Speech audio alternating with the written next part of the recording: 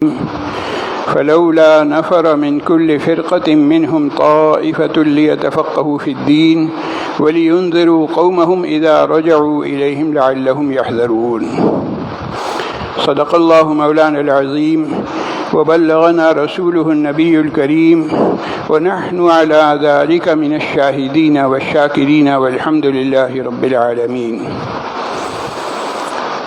حضرات گرامی، قرآن کریم کے 10ویں سپارے کی سورہ توبہ کی یہ آیت میں نے آپ حضرات کے سامنے تلاوت کی ہے. اس میں اللہ جل جلالہ و عم نوالہ کا ارشاد ہے کہ ایسا کیوں نہیں ہوتا کہ ہر بڑی جماعت میں سے ایک گروہ دین کی سمجھ بوجھ حاصل کرنے کے لیے نکلے اور جب وہ واپس آئیں تو وہ لوگوں کو متنبہ کریں تاکہ لوگ گناہوں سے بچ سکیں. سورہ توبہ کی اس آیت میں تفقہ فی الدین یعنی دین کی سمجھ حاصل کرنے کی ترغیب دی گئی ہے.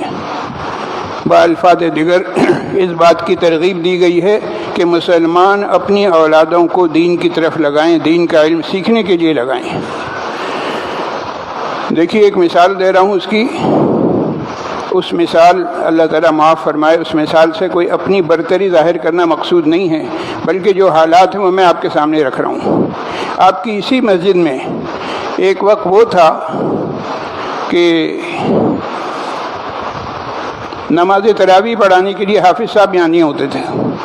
ملتان سے قاری صاحب کو، حافظ صاحب کو بلوانا پڑتا تھا. وہ ہر سال آتے تھے. ان کا آنے کا خرچہ، ان کی 1 مہینے تک رہائش، کھانا پینا اور جو بھی مسائل ہوتے تھے تو انتظامیہ کو ان سب کا سامنا تھا. پھر الحمدللہ اللہ نے فضل فرمایا، مجھے توفیق بخشی، میں یہاں 1980 میں آیا تو اس کے بعد سے الحمدللہ ملتان سے حافظ صاحب کو بلانے کی ضرورت ختم ہو گئی.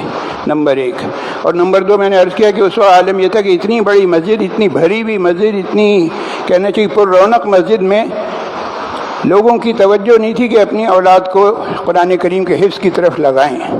تو میں نے تو کوئی کارنامہ انجام نہیں دیا، لیکن تھوڑا بہت میں نے حصہ ضرور لیا ہے کہ زبان ہلائی ہے، لوگوں کو توجہ دلائی ہے، ترغیب دلائی ہے کہ بھائی آپ اپنے بچوں کو حفظ قرآن کریم کی طرف لگائیں. اور الحمدللہ ثم الحمدللہ اس پر میں اللہ کا جتنا بھی شکر ادا کروں کم ہے کہ آج صورتحال یہ ہے. اس زمانے میں آس پاس میں مسجدیں بھی کم تھیں. آج صورتحال یہ ہے کہ آس پاس میں مسجدیں بڑھ چکی ہیں اور سینکڑوں حافظ الحمدللہ تیار ہیں. سینکڑوں حافظ انتظار میں ہیں کہ ان کو کوئی مسجد ملے، اور وہ سب اسی محلے کے ہیں. یہ نہیں کہ دور سے آ رہے ہیں، کہیں پنجاب سے، سندھ سے، ملتان سے نہیں آ رہے، کہیں پشاور سے نہیں آ رہے. اسی محلے کے الحمدللہ سینکڑوں حفاظ تیار ہیں. یہ کیا چیز ہے؟ یہ تھوڑی سی آدمی اگر محنت کرے تو اللہ تعالیٰ اس کا صلہ دیتے ہیں. تو وہ ماضی کی بات تھی. اس وقت ترغیب دلائی گئی تھی، لوگوں کو بار بار اس طرح متوجہ کیا گیا تھا کہ بھائی کیا بات ہے، آپ اپنے بچوں کو قرآن کریم کے حفظ کی طرف کیوں نہیں لگاتے. تو آج یہ درخواست ہے کہ بھائی آج آپ اپنے بچوں کو عالم دین کیوں نہیں بناتے، دین کے علم کے لیے اپنی اولاد کو وقف کیوں نہیں کرتے. دین کا علم حاصل کرنا، اس کو قرآن اسلام میں کہا گیا ہے تفقہ فی الدین. تفقہ کا لفظ بنا ہے فقہ سے. فقہ کے لغوی معنی آتے ہیں سمجھ بوجھ. اللہ کے رسول صلی اللہ علیہ وسلم نے ارشاد فرمایا، من یرید اللہ بہ خیرا یفقہہ فی الدین. اللہ تعالیٰ جس کے ساتھ خیر کا ارادہ کر لیتے ہیں تو اسے دین کی سمجھ عطا فرما دیتے ہیں. تو ایک باقاعدہ علم ہے، اس علم کا نام ہے علم فقہ. علم فقہ کون سا علم ہے؟ علم فقہ وہ علم ہے جس میں مسائل سے متعلق بحث کی جاتی ہے، اس پر ریسرچ ہوتی ہے، تحقیقات ہوتی ہیں، جدید دور کے لحاظ سے استنباط کر کے عوام الناس کو مسائل بتائے جاتے ہیں، اور عوام الناس کو جو درپیش مشکلات ہیں ان کا حل تلاش کیا جاتا ہے. یہ تمام کام کس کا ہے؟ یہ تمام کام ہے علماء کا، یہ تمام کام ہے مفتیان کرام کا، یہ تمام کام ہے ان لوگوں کا جو اپنے آپ کو وقف کر دیتے ہیں تفقہ فی الدین کے لیے، دین کی سمجھ حاصل کرنے کے لیے. آپ نے کبھی غور کیا کہ احادیث مبارکہ میں شیخ الحدیث کی کوئی تذکرہ نہیں ہے؟ شیخ التفسیر کا کوئی تذکرہ نہیں ہے، وہاں اگر ذکر ملتا ہے تو صرف ایک ہی ذکر ہے، وہ ہے فقہ، اور وہ ہے فقیہ۔ اور فقہا کا جو درجہ اور مقام ہے، سبحان اللہ، اس کو سمجھنے کے لیے اس کی ایک جھلک آپ کو دکھا رہا ہوں۔ فقہا میں جو اعلیٰ ترین مقام ہے وہ فقیہ اعظم حضرت امام ابو حنیفہ رحمہ اللہ کا ہے۔ امام ابو حنیفہ رحمۃ اللہ علیہ کو اللہ تعالیٰ نے جو درجہ اور مقام عطا فرمایا تھا، وہ ان کی ٹکر کا کوئی اور فقیہ پیدا نہیں ہوا۔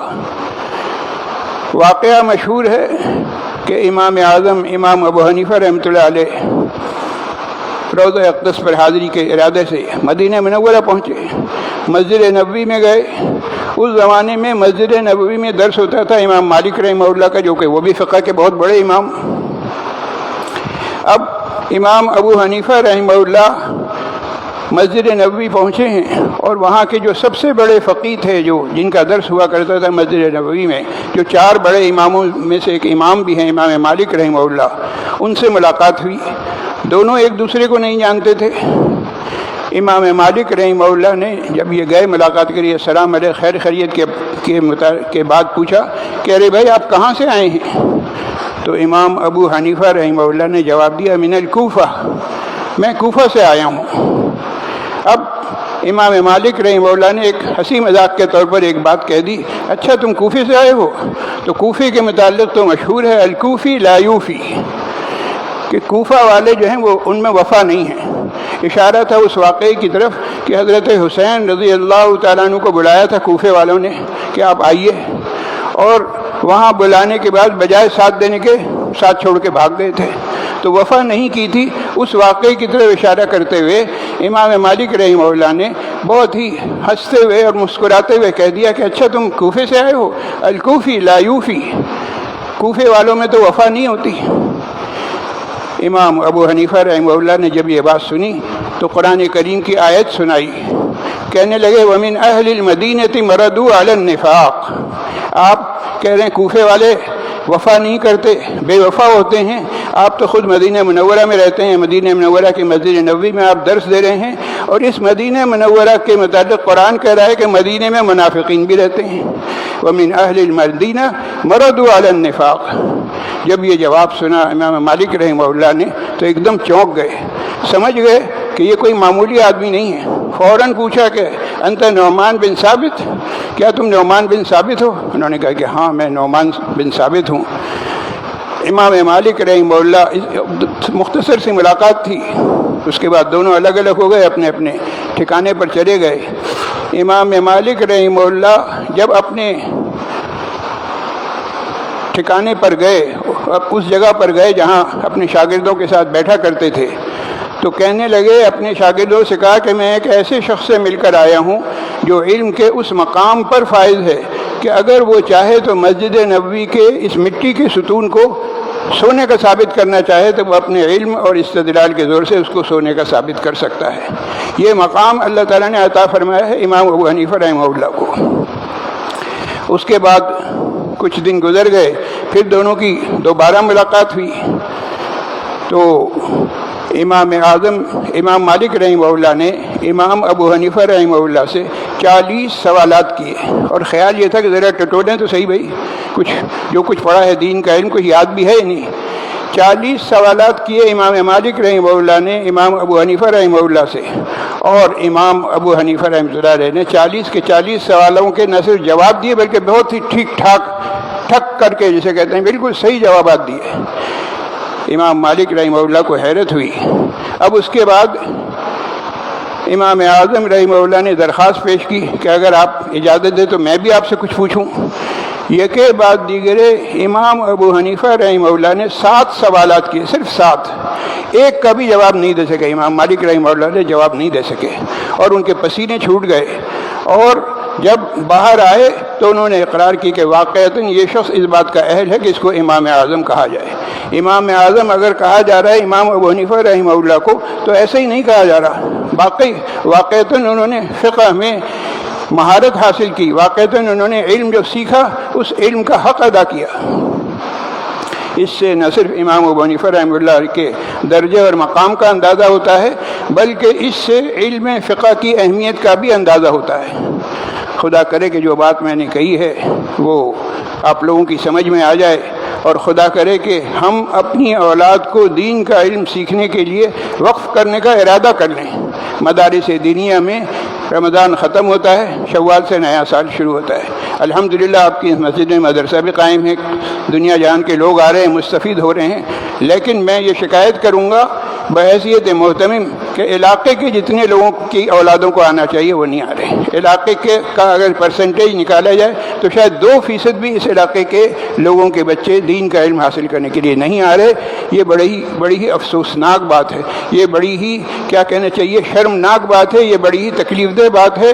یہ ایسی بات ہے کہ ہمارے پاس دولت بٹ رہی ہے، لیکن لینے کے لیے یہاں والے کہہ رہے ہیں ہمارے پاس بہت دولت ہے، ہمیں ضرورت نہیں۔ دور دور سے لوگ آ کر دین کا علم حاصل کر رہے ہیں اور دولت سمیٹ رہے ہیں، لیکن مقامی لوگوں کو ایسا محسوس ہوتا ہے کہ اس کی کوئی ضرورت وہ محسوس نہیں کرے۔ خدا کرے کہ جو بات میں سمجھانا چاہتا ہوں وہ سمجھ میں آ جائے، اور علم دین صحیح طریقے پر اگر ایک اور بات یاد آئی کہ دین کا علم اگر سکھانے کی بات ہو تو کہنے والا کہتا ہے صاحب اگر میں نے عالم بنا دی تو میرا بیٹا کھائے گا کہاں سے؟ تو کھائے گا کہاں سے؟ اس کا جواب ہے کہ دین کا علم اگر صحیح طور پر سیکھ لیا جائے تو دنیا خود بخود قدموں میں آ جاتی ہے۔ یہ الحمدللہ بزرگوں کا تجربہ ہے، بزرگوں نے اپنی تجربات کی روشنی میں بتایا ہے، اور الحمدللہ میں یہ کہہ سکتا ہوں کہ کھلی آنکھوں میں نے اس کا مشاہدہ کیا ہے، الحمدللہ ثم الحمدللہ۔ تو تمام باتوں کا خلاصہ یہی ہے کہ اللہ تعالی ہمیں دین کی سمجھ نصیب فرمائے، دین کے مسائل سیکھنے سمجھنے اور اس پر عمل پیرا رہنے والا بنا دے۔ آمین ثم آمین، وآخر دعوانا ان الحمدللہ رب العالمین۔